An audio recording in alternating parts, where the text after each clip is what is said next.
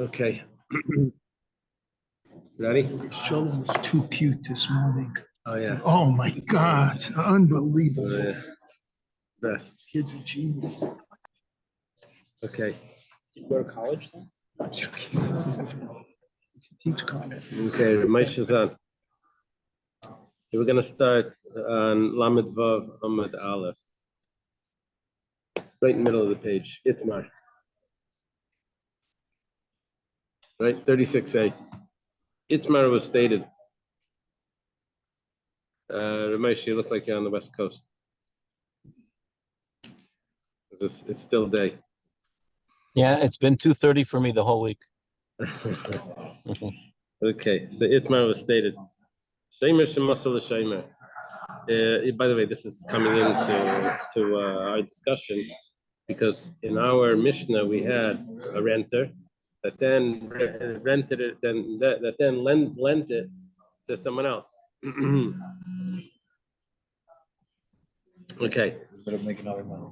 So now what we're bringing in now is a machlekes regarding: is one watchman allowed to actually give it over to someone else to make use of it, to use it? Can one watchman hand it to? This is our case. Shemer shemasal shemer.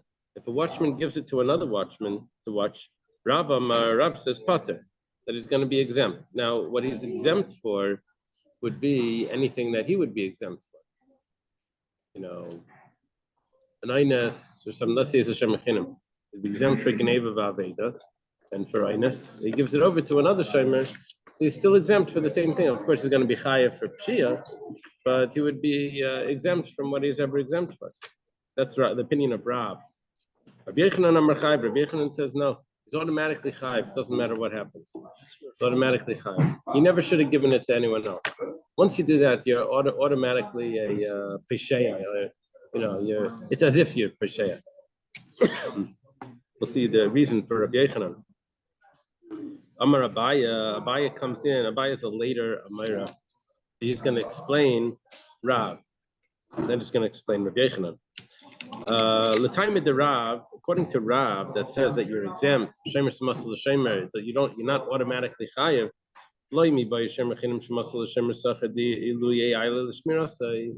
Not only is exempt if the first shemer number one is a shemachinam who has a lower level of responsibility, and he gives it to a shemer sacher that has a higher level of responsibility. So not only in that case is he going to be pater, we improved the guarding. But even if it's a shemer sacher that gave it to a shemachinam, the grui garlish, he even reduced the level of responsibility because shemer number one was a shemer sacher. Shemer number two is a non-paid watchman. That means you lower the level of responsibility. He's still pater. How can he be pater? You lower the level of responsibility. My time. The reason is the masala ben das. You didn't give it to an idiot. You gave it to a person that's responsible. That's not considered negligence or anything. Okay, now what exactly is the chiyuv going to be becomes very complicated. It's big machlekes severe. What's the chiyuv going to be? Let's see. I started off as a shemer sacher, so I'm chayav on gneva aveda. Give it over to a shemer chinam. The shemer chinam gets stolen from the shemer chinam. So I'm chayav on gneva aveda, so I would have to pay, right? Because I'm a shemer sacher. Shemer chinam would be exempt when it gets stolen. So the second, but I would still be responsible for that. I would still be responsible. Let's say it was a peshia, it was a pshia. Let's say it was a pshia. I'm responsible, and the second shemer is responsible. There's a possibility in the Rishonim that maybe both of them have to pay. No, they both have to pay both. Each one committed a crime. Each one, he has to pay because there was a pshia, and he has to pay because there was a pshia. Original owner will get double. Original owner may end up getting double. A little odd, right? I mean, that's what we're learning here. We're learning over here that I've always told them they'll be able to get it back from the thief when they catch it. Yeah, if they get the original item back, then you don't have to pay anything more than that. Because the original item is returned. We're talking about the original item is returned. Then it gets a little complicated. But while the whole investigation thing, they're obligated to pay. Yeah. That's what it seems. But there's a machlekes here how that's going to work. Well, the time of the Rabbi Yochanan, Abaya continues. Abaya says, according to Rabbi Yochanan, that it says you automatically chayev if one shemer gives it to another shemer. Not only if you started off a higher level watching, because you're a paid watchman, and you give it over to a shemer which is a lower level watching. You lower the level of responsibility. And so therefore you chayev. Not only that, where you really messed up, you went down a level. But even if it's a shemer a lower level of responsibility, it was watchman number 1 was a lower level, and he gives it to watchman number 2, which is a higher level. He increased the responsibility level. He's still chayev. The Malay, because the original owner tells to shemer number 1, I didn't want you to give it to anyone else. I don't like my item in other people's hands. You, I trusted. Yeah, I don't want him to be touching my things. Okay, it's a discussion here of what exactly is that claim. Is the claim that you violated my conditions? There's a level of responsibility. Sometimes if there's like some sort of rental or something, a kayak or a car or whatever, they give you you can only go in this thing, and you happen to go out, so you're responsible all of a sudden for everything. You did that, even if it has nothing to do with that. They say, oh, you violated the conditions. You take on all the responsibility. Car rentals, they want each driver, and right. Someone else that is not on the list uses the car. Right, that would be this. You rent a car, they only rented it to you. Okay, this was the opinion of Abaya explaining Rav and Rabbi Yochanan. Amar Rav Chizda. Rav Chizda says, you're telling me that Rav holds potter. Shemer is potter, is exempt. We're talking who's exempt? Talking about the first Shreimer is exempt from just the fact that he gave it to someone else doesn't make him automatically chayev in everything. So that statement of Rav is not something that we. Just 1 second. It's not something that we heard clearly from Rav. Rather, that's something that we implied from a case that happened. Ela Mechlala, that was implied from a story. The Hanuginai, they were these gardeners. The Kol Yaimahavim Mafkedi Marayo Gabi Gabba Dahu Safta. They would leave their tools by this old woman. They were gardeners, and they didn't want to schlep the tools back and forth. The trucks with the big thing on the back, what's it called? The big trailer on the back. They didn't have the trailer. They left it by this woman. This Safta means the old woman. One day they left it with one of the gardeners, a bunch of gardeners together. They left all the tools by this one person. Shama Kala Behilula. He hears that there's a wedding taking place, and he likes weddings. That's fun. He wants to go to the wedding. He's not going to bring the tools with him. So he left the tools by the old woman that they always left with. With his luck, when he went to the wedding and when he came back, in the meantime, Ignav Marayu got stolen. Okay. Asla Kami de Rav, they come to Rav now. What did he do wrong? He gave it to the person that they always gave it to, right? But apparently he didn't have permission to do that at this time. So Upatri, Rav said that he's exempt. Shemer Samashal Shemer. He's a watchman. He gave it to someone else to watch it, the old woman, and he's exempt. The one that was watching, one of the students was watching Rav. Was watching Rav Paskin. It says Mishum Shemer Samashal Shemer Pater. It's because Rav holds that if you give one watchman gives it to another watchman, he's exempt. You're not automatically chayiv. But the guy got it wrong. He didn't understand what was going on. Shani Hassam, over there it's different. The kol yaimanami yinu gufayo gabadu sapta mafkedi lahu. Because over there, you can't say, I didn't want my object in someone else's hands, because every day they always gave it to this person. So that claim is gone. So it doesn't, even according to Rabbi Yochanan, that always says chayiv, because the person says, I didn't want my objects in someone else's hands, I only lent it to you, not to him. But over here, you can't say that, because they always gave it to this older woman. So, okay. So it's not a proof that Rav really holds it. Yosef Rabami, the Kamal Allah Shmaitza. Rabami was saying over this teaching, the Machlekes Rav, Rabbi Yochanan, Esir Rabab Mamal Ravami. Ravami is actually a student of Rabbi Yochanan. So he's saying over the statement from Rabbi Yochanan. So Rabam Bar Mamal asks him,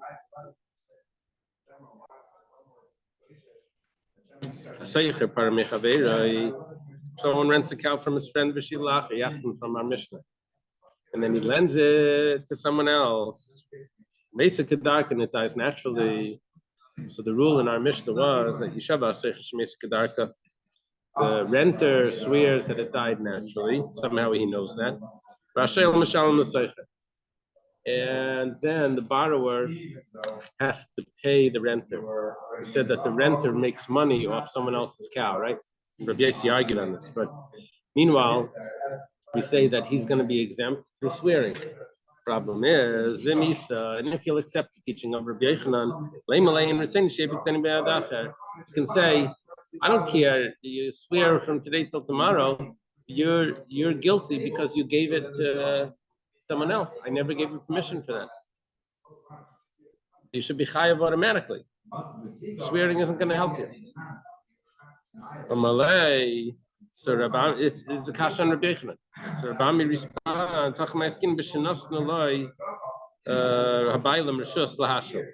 the owners gave permission for him to lend it to someone else. And he actually asked for permission. He asked for permission, he's allowed to.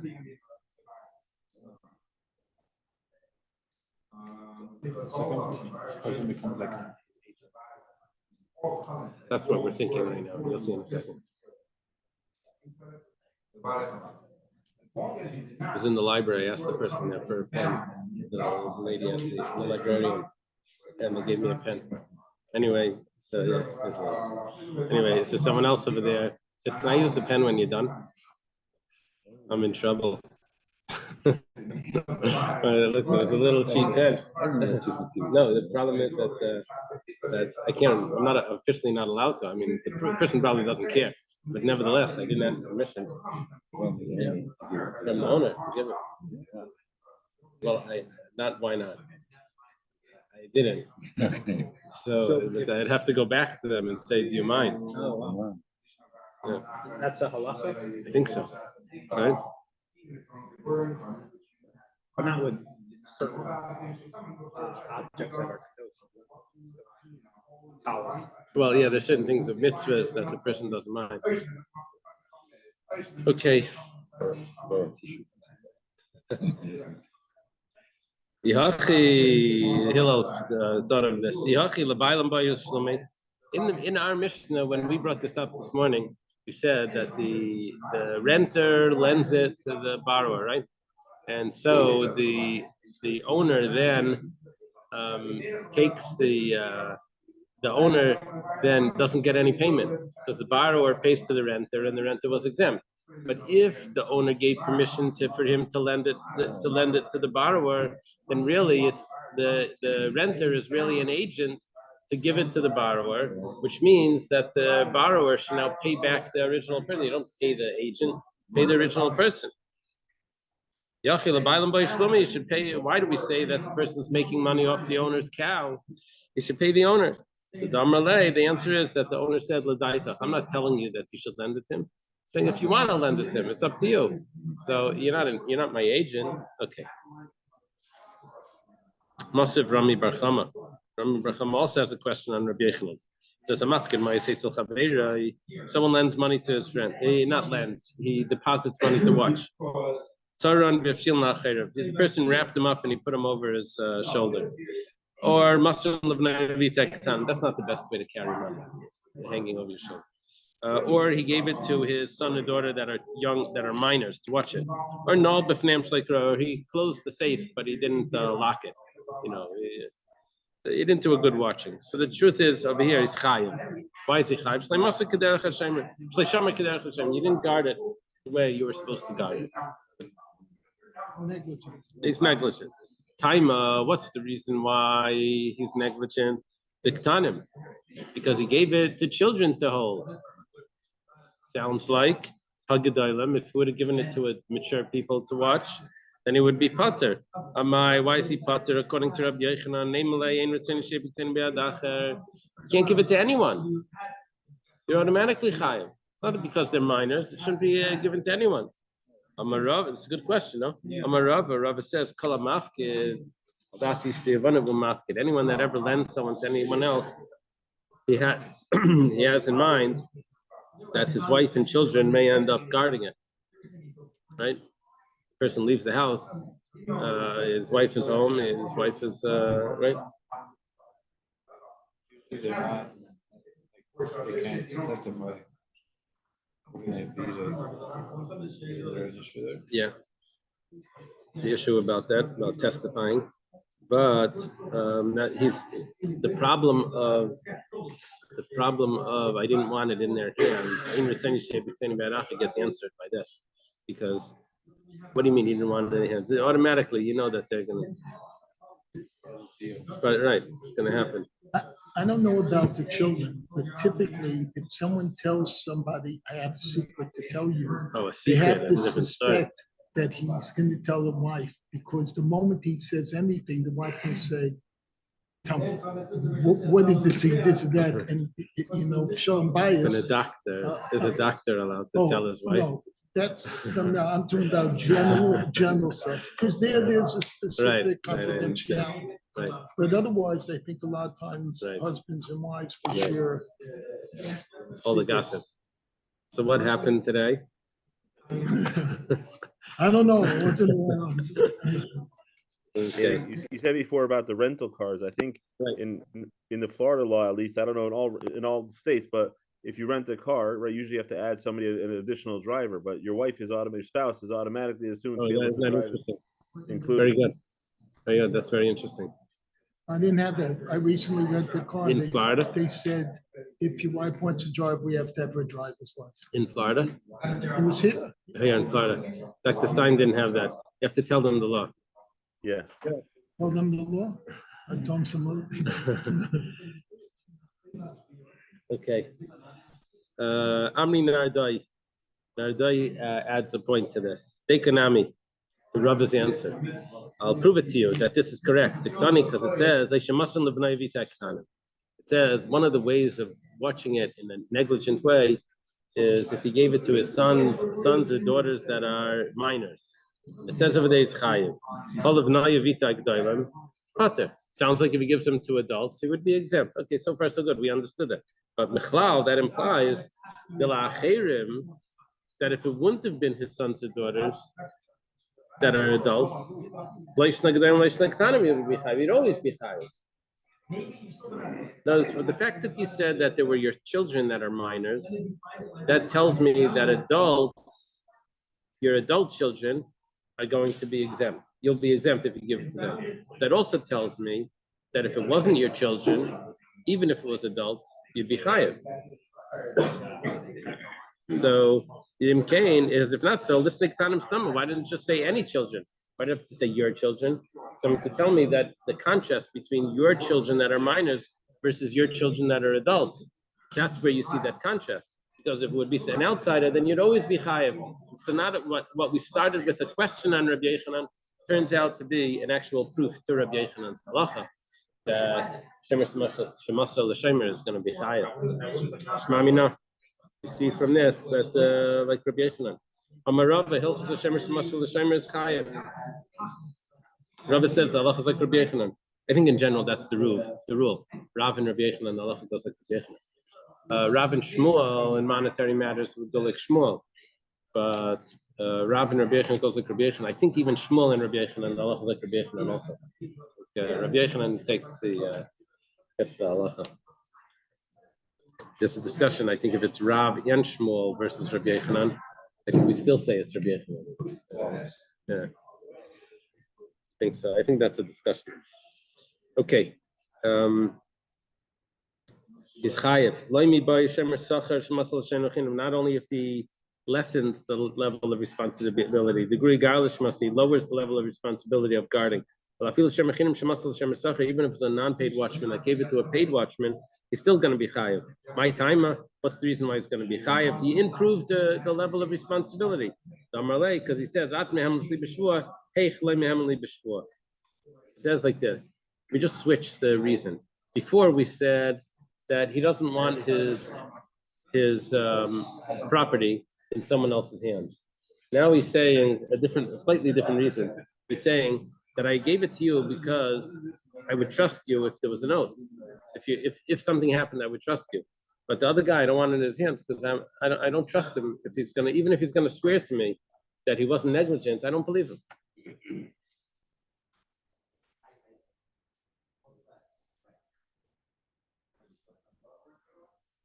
It could be he's still holding on to it. If there was one incident where he was negligent, we don't believe him if he swears. What's happening over here is Reuben is giving an item to Shimon to watch. Shimon gives it to Levi. So according to Rabbi Yochanan, Shimon is going to be chayiv no matter what happens to the item, unless he gives it back. He's going to be chayiv to pay for it, no matter what. Even if it's a big, even if it's an inus, just the fact that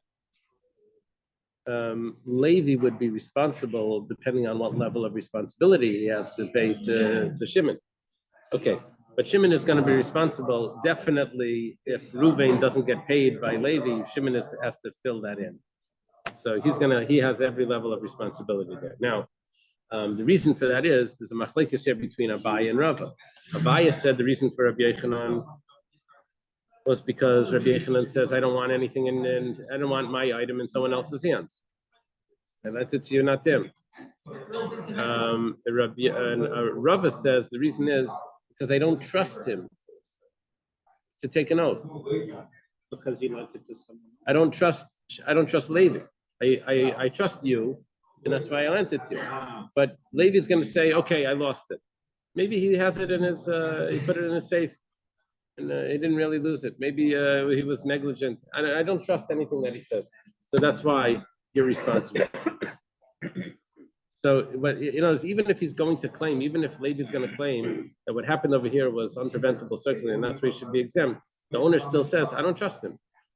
And I never would have lent it to him. So you're the one that lent it him. You're responsible for everything. I don't trust him. So usually an oath, you say, well, he took an oath. You have to trust him. So yeah, but that's only if I would have lent it to him. I only signed up to trusting his oath when I lent it to him. But I was never lent it to him because I don't trust his oath. You're the one. You can't say that I have to trust him because he took an oath if I wasn't the one that lent it to him. That case, the renter is the one that has to do that. It depends on the level of responsibility. It may end up being the same story, right? The first guy, Shamer number one, probably has to pay the owner. It's a big discussion. There's like 3 different opinions here, and then we're showing them how it works. If Shamer number 2 has to pay, what happens to Shamer number 1? Shamer number 1 also has to pay. Well, Shimon can make the logic that if Reuben lent him the item, therefore he would lend it to anyone, but not necessarily. Who's going to make that argument? Shimon. Yeah, Shimon can make that. Shimon can make the argument that if you lent it to me, you would lend it to anyone, and so it's no problem. Yeah, but the Reuven can always claim that it's not true. I prove it. I only like. You see, in the case where Reuven actually would lend it to Levi, like the case where we had the old lady where they would do it. So then it turns out that Rabbi Yochanan would agree that that Shimon should be exempt because we know that Reuven would trust them, right? So just like by the old lady, they would put their tools there. Okay, where are we holding here? Itmar. Pashabav Yatzalagam.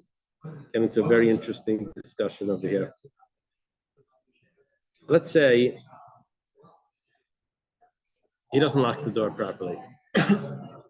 With an animal, let's say, the animal gets it, it doesn't lock the door properly. It goes out into the swamp, the meadow. Okay? But over there it died naturally.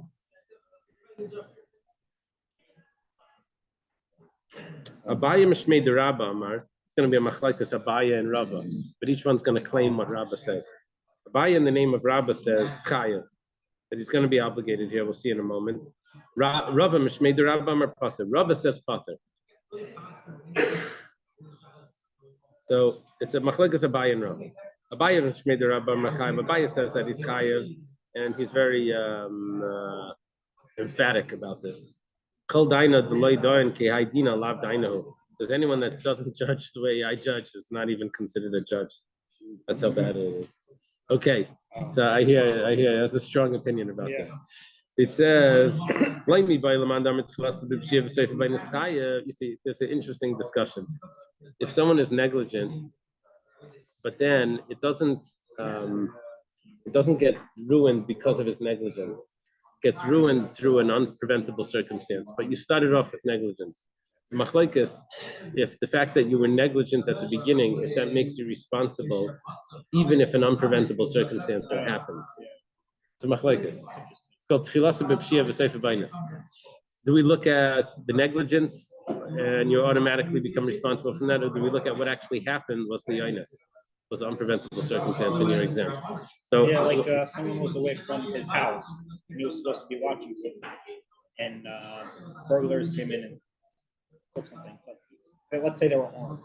right. Even if he was home, Right. But the same thing would have happened. Right. Yeah. That's going to come up actually in this one. So Abaya says that he's chayev. And what's the reason? Well, he says like this. Even according to the Mandama that says, it's not only according to the one this is chayiv, is he going to be chayiv?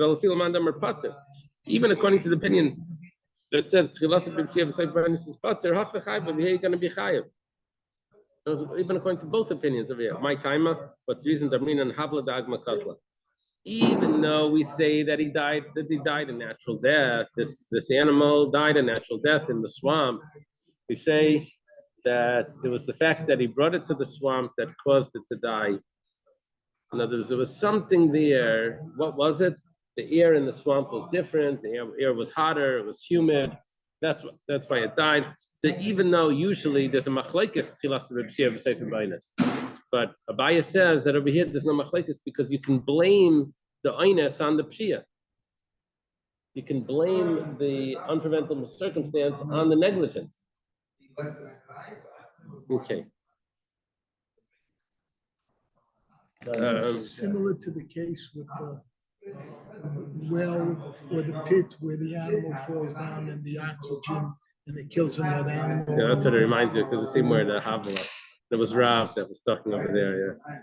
When the animal in the pit, yeah. Rabba Mishmei the Rabba Amar Pater. Rabba says that he's Pater. Called Daina Doin Ki Aidin Alav Daino. I guess he has to get it by effect. He said any judge that doesn't judge like this is not a judge. It's the opposite. So okay.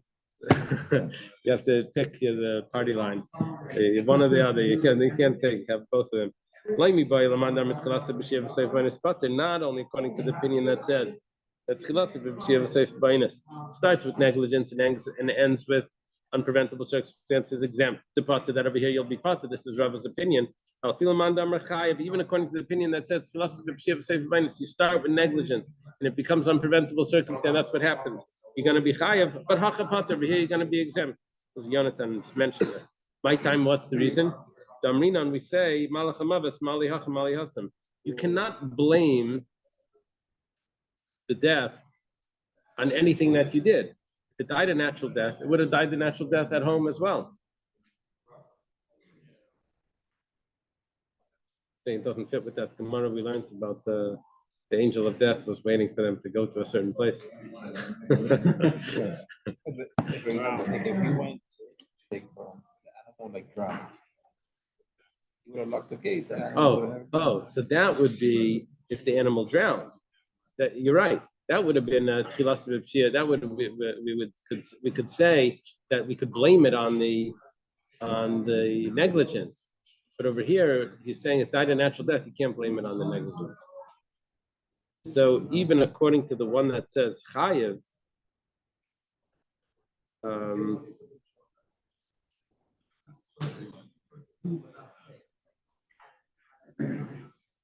yeah.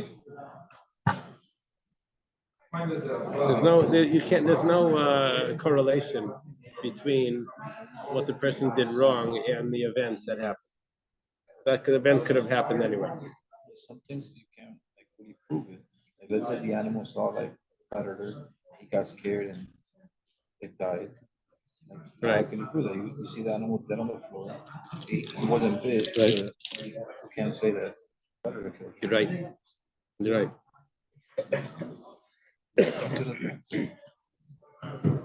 Let's see, we'll get some more details to this.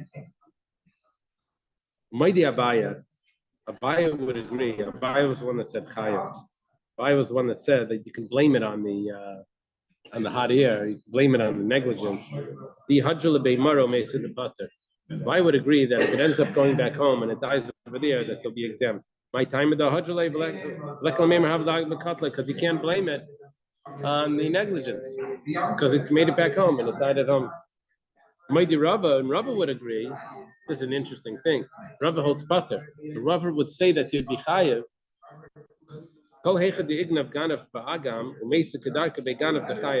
Let's say it got stolen. Not that it died naturally. It got stolen. And then it dies naturally in the house of the Gana. So because of his negligence, it gets stolen. And it dies in the house of the Gana. And so so Rava would agree that you're chayav. The reason is like this. So 1 second, it died. What's the difference where it dies? You can't blame its death on the fact that he left the door open. The Malach HaMavis, Malach HaMalias, the Malach HaMavis doesn't care. He'll get him wherever he is. The answer to that is that no, he's chayav anyway. My timer. The Shavka Malach HaMavis bebase of the Ganva Havikaima. Because let's say the Malach HaMavis decided not to come. So where would the animal be? It would be by the Gana. So he anyways chayav. Forget the Malach HaMavis. You're chayav because it got stolen. You're chayav before the Malach HaMavis came, before the angel of death came around. You're chayav because because it got stolen. At least he gets paid double. He's not going to get paid double. No, but No. Oh, you're saying because the thief has to pay double. Yeah, you're right. You're right. You're right. I could get two.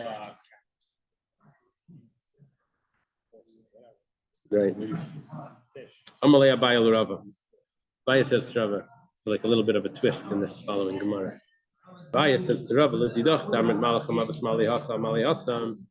Says to Rava, you have this logic. You say anything that occurs naturally, you would say it doesn't matter where its location is. You can't blame it on anything. Malach hamavis is going to get them wherever he is. You can't blame it on it. It should be pater if there's a natural death, even if he was negligent beforehand. According to you, so we have to go back to a Gemara that we had earlier this evening. Gemara said that when a renter then lends the cow to a borrower, so the borrower has to pay to the renter, and the renter swears and he's free. We said like this. Like what someone steals like a panda bear and it dies because there's no panda. That's direct cause of then you would blame it on the diet. That would be a direct cause, yeah. Yeah, here we're saying that it was a natural death. We say like old age or something, whatever. So we had a question over there. We said, how was he allowed to give it to him in the first place? How was he allowed to lend it? How was the renter allowed to lend it? You said that the renter is going to be exempt, but he was never allowed to lend it. And so we answered the question. We answered that the original owner had given permission to the renter to lend it to the borrower. 1 second. Why do we have to give that answer? We have a good answer. It's a malach hamavis maliyach maliyas. 1 second. It died naturally. You should just say, what's the difference if he had permission, he didn't have permission, the thing's dead. You want to blame it on the fact that he lent it? The malach hamavis doesn't care if it was in the borrower's house or if it was in the renter's house, it was going to be dead anyway. So why do we have to, according to you, that's a real logic? Malach HaMavis doesn't care and he'll get him wherever he's supposed to get him. So why do you have to answer that the owner had given Rishah, given permission, and that's why he was allowed to lend it to? Forget about allowed and not allowed. The Malach HaMavis that got him would get him wherever he is. Why didn't we just answer that? According to Rava that uses that svara. And basically what Abai is telling him is obviously you can't say Malach HaMavis Malihacha Malihasan, that the Malach HaMavis would get him wherever he is. Obviously not, because we didn't give that answer beforehand. So therefore we should say that you should be chayav if there was negligence. Amalei, so Rava responds to Abaya. He says, remember, we have a machlekes. Rava tells Abaya. We have difference in opinion regarding the explanation for Rabbi Yochanan. Your claim that Rabbi Yochanan tells Abaya, your claim about Rabbi Yochanan was that he holds that I don't want my object in anyone else's possession. So Ikala Isvei, you have a good question. Because you could say that how is he allowed to give it to the other person? He doesn't want it in his hands. And so he answers, he could have answered one of two answers. He could say, well, he had permission to give it. Or he could say, well, what's the difference? Because Malach HaMavis Maliach Maliasa. The Malach HaMavis would get him anyway.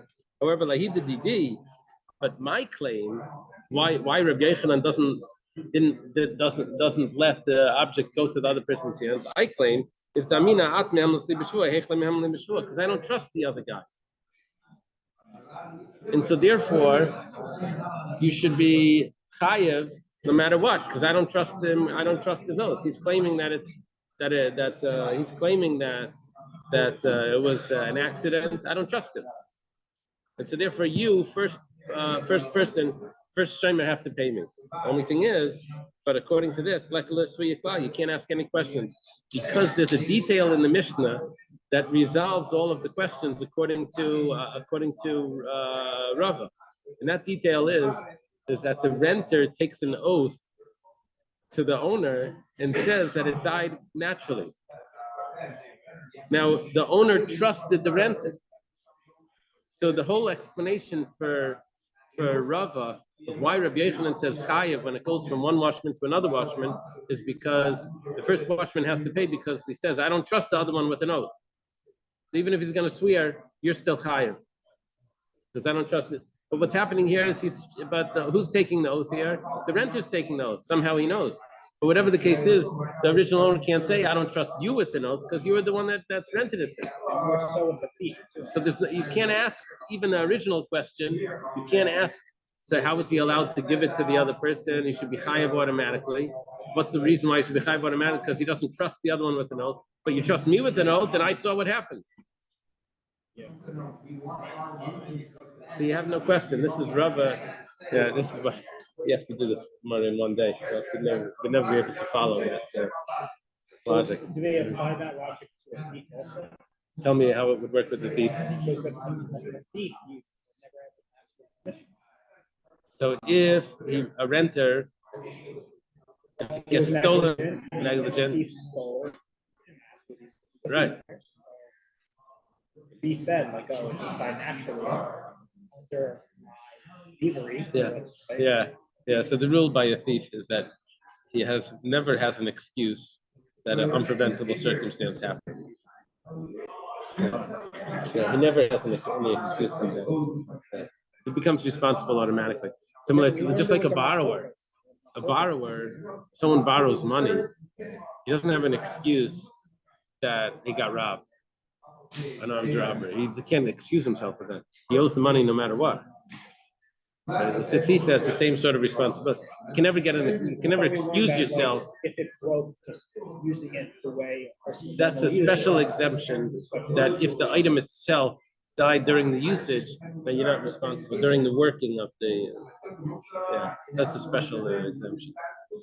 Does a thief have that exemption? There's a difference between actually a borrower and someone that borrows money and someone that borrows an item. Does a thief have that exemption also?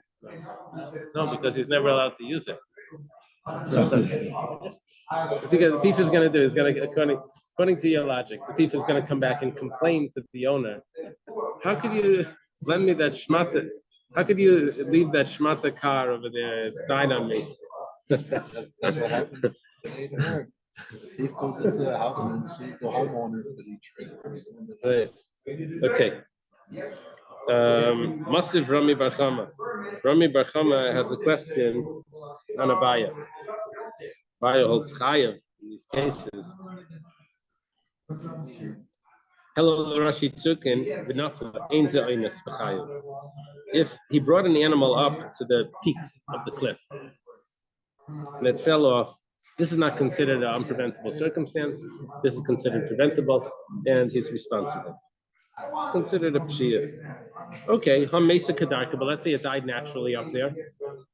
Then Harizainis Upata, then it would be exempt. Why would it be exempt? According to Abaya, we could say he died because the air was different over there. The air was a different air pressure. Maybe that's why he died. Abaya says that actually. Abaya says that he died because of the air in the swamp. You should say the same thing by the mountain. We only said that he's chayav if it falls, not if it dies because the air changed. My answer is because the air up there was actually very good. It was clean air, nice pasture, it was very nice. Where it says 1 second. 1 second. You can't get away with that answer. Because so why when he falls off do you call him negligent?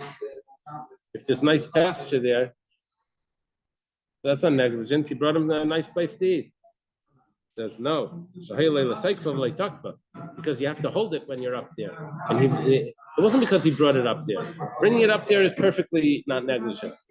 Where was the negligence? Once it was up there, you have to hold it to make sure it doesn't run off the cliff. It needs a seatbelt.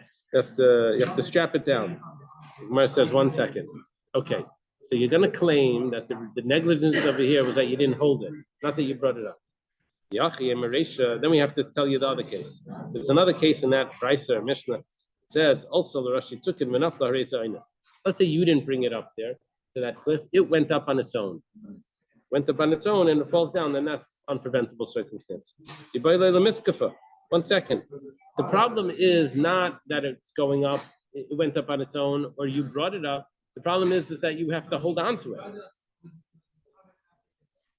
So if the problem is holding on to it, so what's the difference how it got up there? You should be holding on to it no matter what. So it's like also. What we're saying over there is that you were actually holding it while it was pulling you up. It was stronger than you. And then you were holding it, trying to stop it from falling down. So that in that case, you did everything that you could, and nevertheless, if something happened to it, you're going to be exempt. Okay, back in the Mishnah, we said, Rabbi Yossi said that the money that the renter gets from the borrower, he has to give to the original owner. He says that how could he be making money off someone else's animal? Remember that we learned that this morning. There's a renter that's only responsible for a certain level, not for unpreventable circumstances. But the borrower that's responsible for more pays to the renter. The renter swears that died unpreventable circumstance, natural death. So then he doesn't have to give the money back. The basis says no, he has to give the money to the owner. Amar Rabbi Yehuda, Amar Shmuel, halachic Rabbi Yossi. Yehuda says the name of Shmuel. The halacha is like Rabbi Yossi. Amalei Rabbi Shmuel bar Yehuda, Rabbi Yehuda. Rabbi Shmuel bar Yehuda says to Rabbi Yehuda, Amrit lamishmei de Shmuel. You mentioned in the name of Shmuel that chalakay Rabbi Yossi after Rishayna. That Rabbi Yossi, in the first Mishnah of Perek HaMafkid, the first Mishnah of this chapter, we said that if the person agrees to pay and not swear, and we find the thief, the money that comes in, the kefel or the 4 or 5 times, goes to not the original owner, but it goes to the shomer that decided to pay for it. So he's going to end up making money off someone else's animal. But he has to be a renter, not a. It has to be some sort of shomer. Yeah, or else he's going to be chayav. Yeah. By the borrower, it was machlokes if there's possible case. Okay, so Rabbi Yossi argues over there as well, and he says that the money goes always to the original owner, not to the shomer. He can't make money off someone else's animal. But the Shmuel Bar Yehuda asks Rabbi Yehuda, halacha k'maaseh and halacha k'maaseh. What about when Rabbi Yossi paskined over there different than the Mishnah? Is the halacha like Rabbi Yossi over there? Amalei chalakayu Rabbi Yossi after Rishayna, halacha k'maaseh after Rishayna. The halacha is like him over there as well. That Mishnah that we learned, we thought it was so obvious. Turns out it's not so obvious. It's not the halacha. It's manami. Rabbi Lazar. Rabbi Lazar says chalakayu Rabbi Yossi after Rishayna, halacha k'maaseh after Rishayna. The halacha is like him in the beginning as well. Rabbi Yochanan says, "Ma'idai Rabbi Yossi b'Rishayna." No, Rabbi Yossi agrees in the first case because he paid already. Shilem in, play Shilem light, but only if he actually paid. When it says 1 second, you can't tell me that. Only if he actually pays, Rabbi Yossi would agree.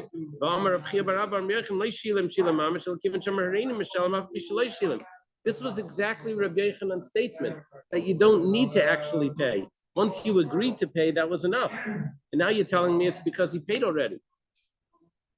So Rabbi Yossi would agree. Rabbi Yossi would agree to our Mishnah, and that's why we didn't mention anything before, that there was a Rabbi Yossi, because Rabbi Yochanan says that you don't have to worry about Rabbi Yossi because he would agree to that Mishnah. That he doesn't have to give the money back to the original owner, the shomer can keep the double payment. Because he agreed to pay, that's already becomes like it's his, becomes responsible. Okay, let's leave it over here.